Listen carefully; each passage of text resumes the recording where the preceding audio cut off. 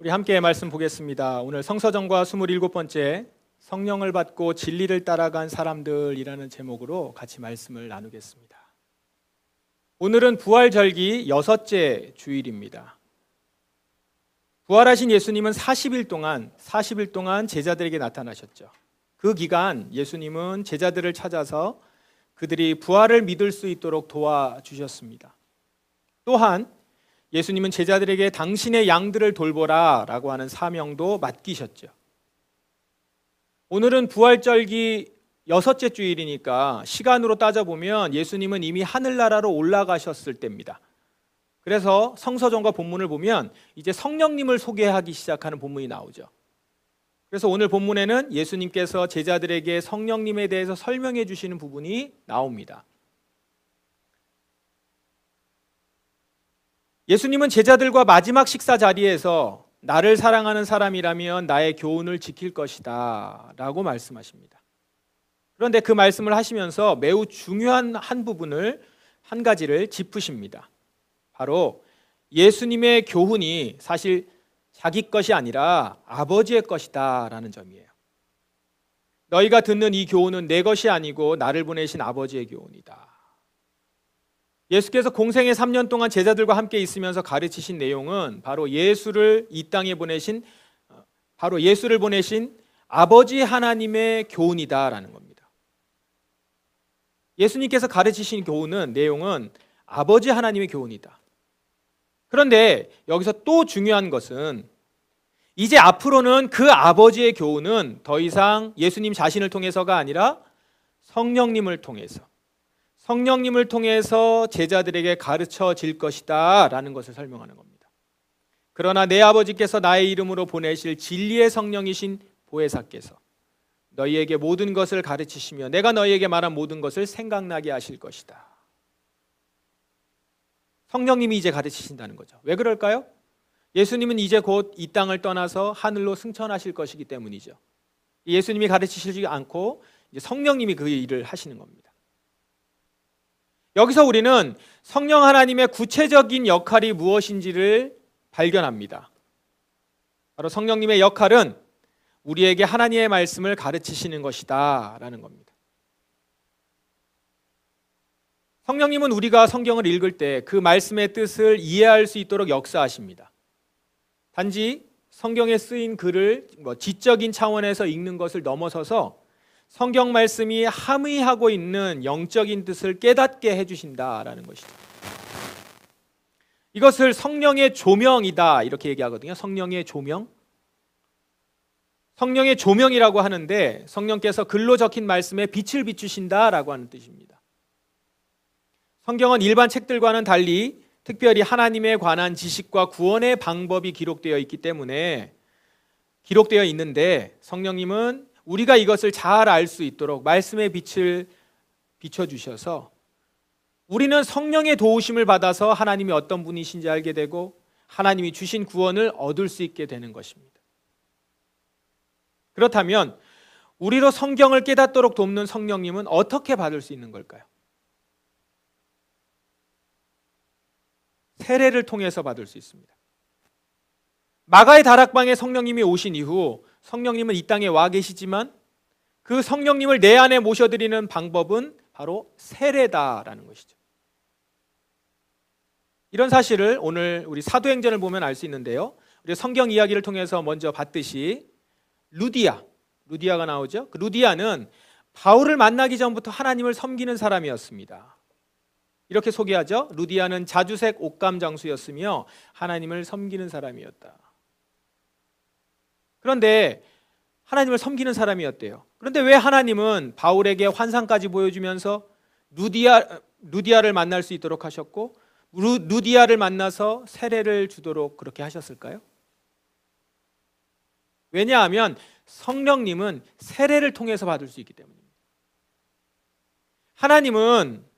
루디아는 지금 하나님을 섬기고 있었지만 아직 성령을 받지 못한 루디아에게 하나님은 세례를 줄 수 있도록 하심으로써 성령님을 받게 하신 것입니다.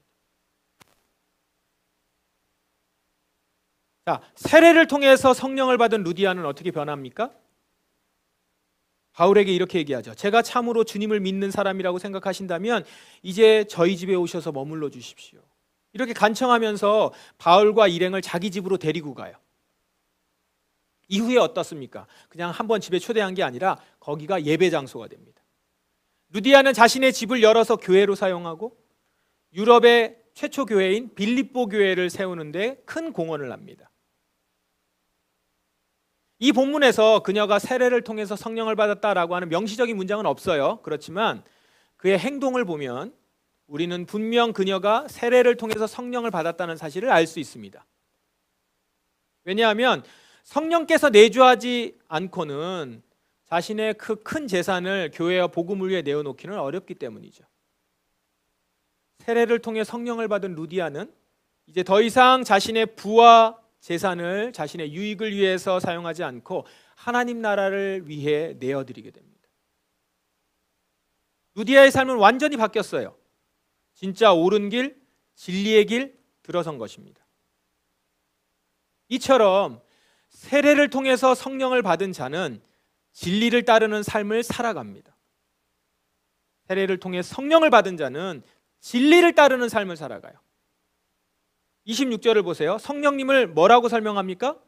진리의 성령이신 보혜사, 진리의 성령. 성령님은 진리의 영이시라는 거예요. 그렇다면 진리의 성령님은 성령을 받은 자를 어디로 인도할까요?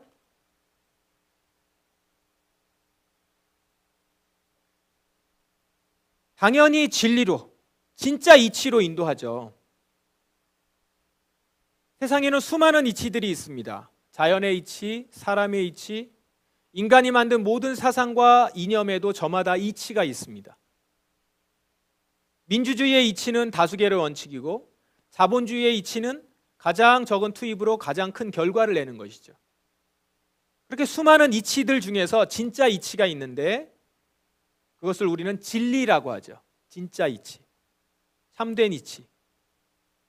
그러면 이 진리는 무엇입니까? 하나님 말씀이에요. 하나님 말씀. 그래서 성령님은 진리인 하나님의 말씀으로 인도하는 것이죠. 진리의 성령이신 보혜사께서 하나님의 말씀, 진리의 말씀을 가르치시고 생각나게 하실 것이기 때문에 세례를 통해서 성령을 받은 자들은 가짜 이치나 불완전한 이치가 아니라 참된 이치인 진리를 따라 살아갈 수 있게 되는 겁니다. 진리로 인도하셨으니까 이제 진리를 따라서 우리는 살아가는 존재가 된 것이죠. 그러면 성령을 받고 진리를 따라 살아가는 사람들은 어떤 삶을 삽니까? 우리는 지난주 사무엘상을 묵상했습니다. 쭉 사무엘상 묵상해서 이제 사무엘 하로 딱 들어갔는데 우리는 그 사무엘상을 묵상하면서 다윗을 통해서 진리를 따르는 자의 삶을 보았습니다. 다윗의 삶은 사울의 왕의 삶과는 대조가 되죠. 비록 다윗과 사울 시대에는 예수님의 이름으로 받는 성령 세례는 없었어요. 아직 없었지만 두 사람 모두 사무엘로부터 기름 부음을 받았고 성령을 받은 지도자들이었습니다. 둘 다 여호와께 기름 부음을 받았어요. 그러나 다윗과 사울 두 사람은 정반대의 인생을 살았죠. 다윗은 진리이신 하나님을 따랐고요. 사울은 자기를 따랐습니다. 사울에게 진리는 자기였던 거예요. 사울은 무슨 일을 할 때마다 늘 하나님의 말씀보다는 자기 생각이 우선이었던 사람이었습니다.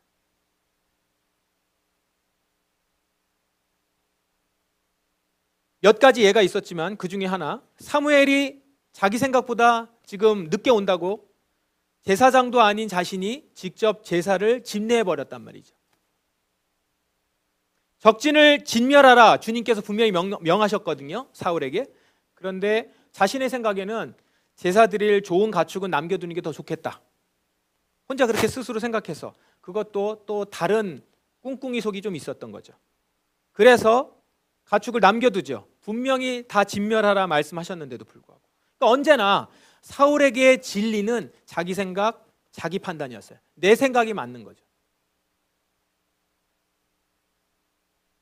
그러니까 그 행동들이 평상시에는 마치 하나님의 말씀을 지키는 것처럼 보이다가 정말 급할 때가 되거나 곤궁할 때나 어려움에 닥치거나 당황하거나 그럴 때면 자기 생각으로 탁 나오는 거죠. 그제서야 자기가 뭘 붙들고 있는지가 나온단 말이에요.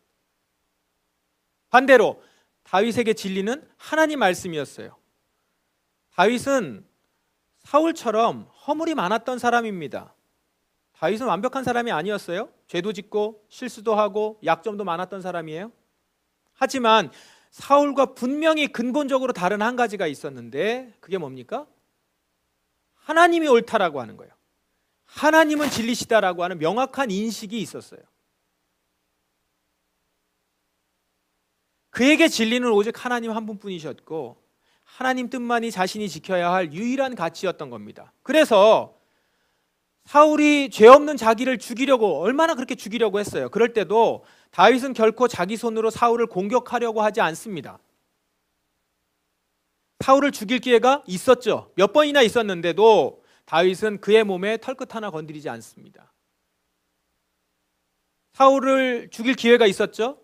옷자락을 그래서 조금 잘랐어요. 근데 그 옷자락을 자른 것 때문에도 마음에 찔려 하지 않았습니까? 다윗은 왜 이런 태도를 취했을까요? 지금 악한 양에 사로잡혀서 부당한 짓을 하고 자신에게 해를 가하고 있는 사울인데도 말입니다. 왜냐하면 다윗에게 사울은 하나님께서 기름 부어 세우신 왕이었기 때문입니다. 단지 왕이어서가 아니라 하나님이 세우신 왕이라서. 다윗은 사울을 보면서 하나님이 하신 일을 부정할 수 없었던 겁니다. 하나님만이 진리시니까요.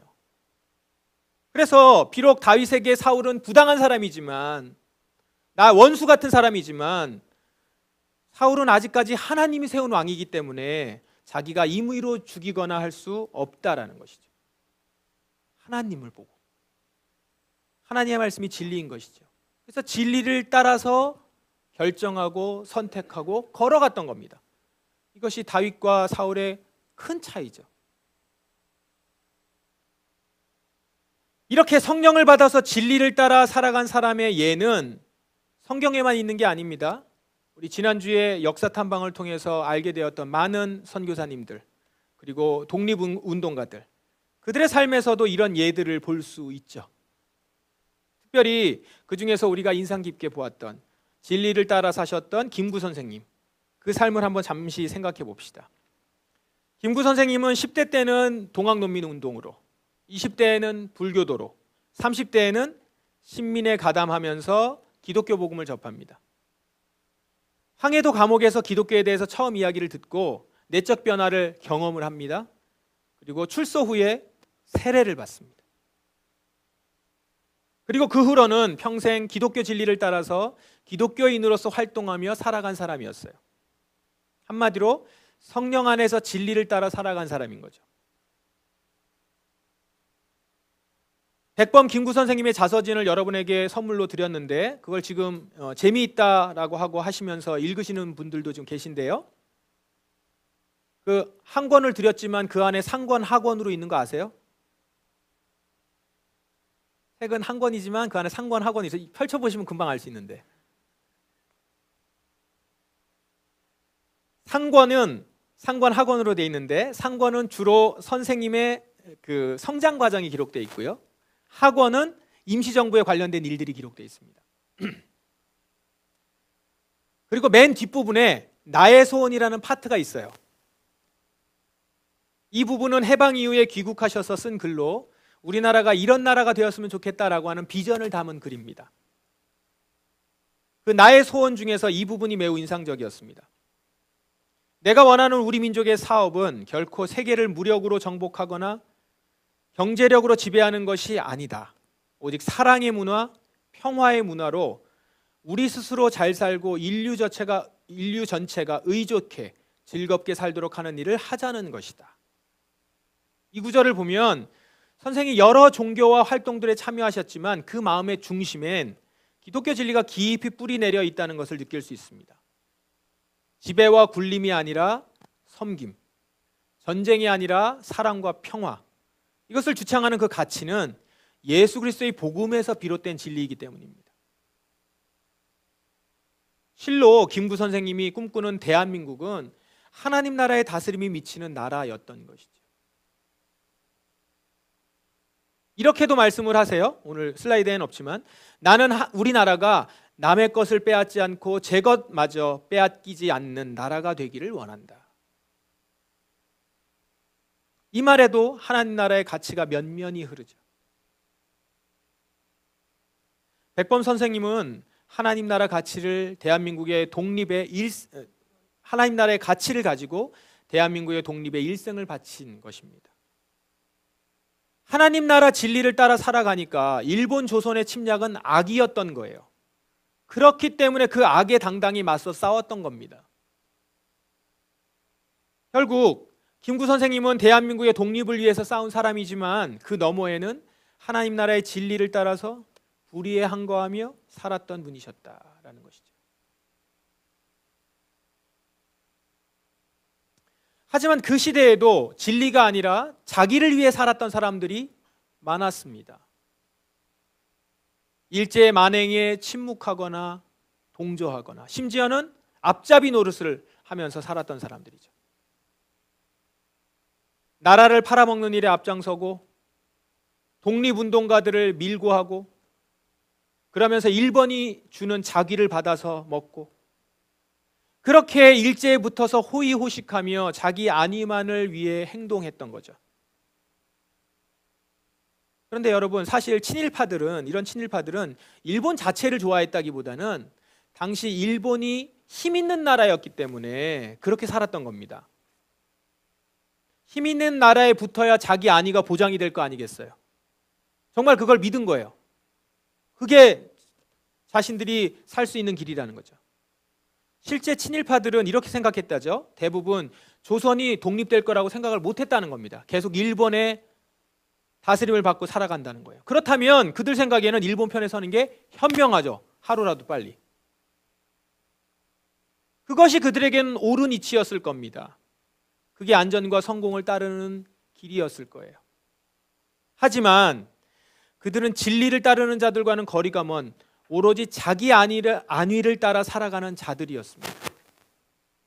그러니까 성령을 받아 진리를 따르는 자들과는 정반대의 길을 간 것이죠. 여러분, 우리는 성령을 받아서 진리를 따르는 자들 아닙니까? 그렇죠. 우리 안에 진리의 영이신 성령님이 내주하시잖아요.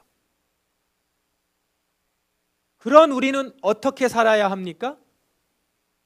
진리의 영이신 성령의 인도함을 받아서 진리를 따라 살아가야죠. 진리의 영이 여러분 가운데 내주하시면서 여러분에게 말씀하신다니까요.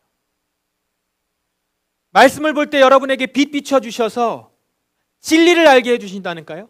그럼 우리가 할 일은 진리를 따라 살아가는 것이죠. 당장에 내게 주는 이익이나 안락함이 아니라 옳은 길, 진리의 길을 따라가야 하는 겁니다.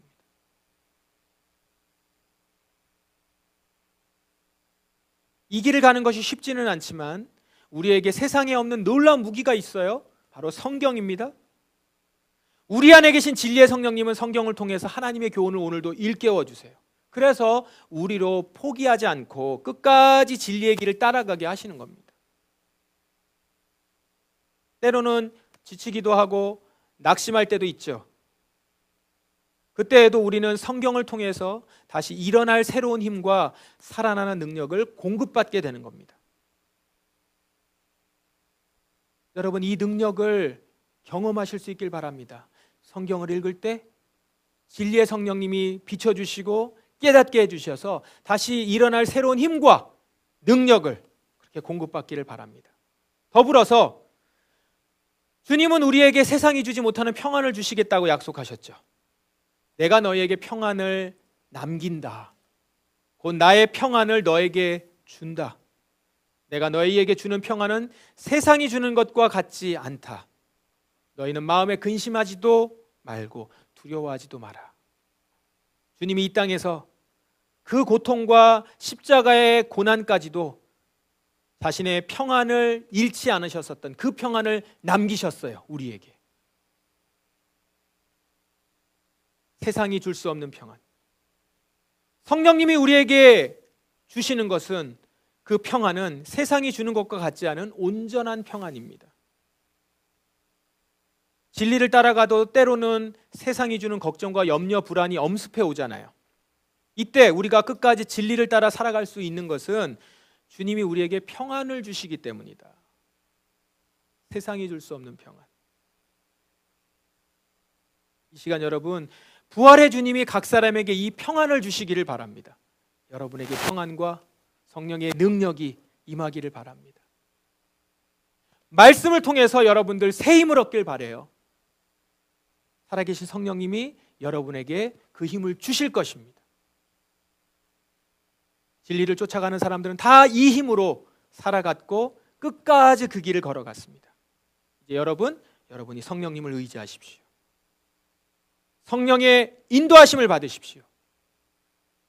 그래서 성령님이 직접 정하시는 이 평안을 누리면서 근심하지도 두려워하지도 마시고 좌절하지도 마시고 끝까지 진리를 따라서 살아가는 우리 포도나무 성도들, 끝까지 진리를 쫓아 그 길을 걸어갈 수 있는 우리 포도나무 성도들 되기를 주님의 이름으로 간절히 축원합니다. 같이 기도하겠습니다.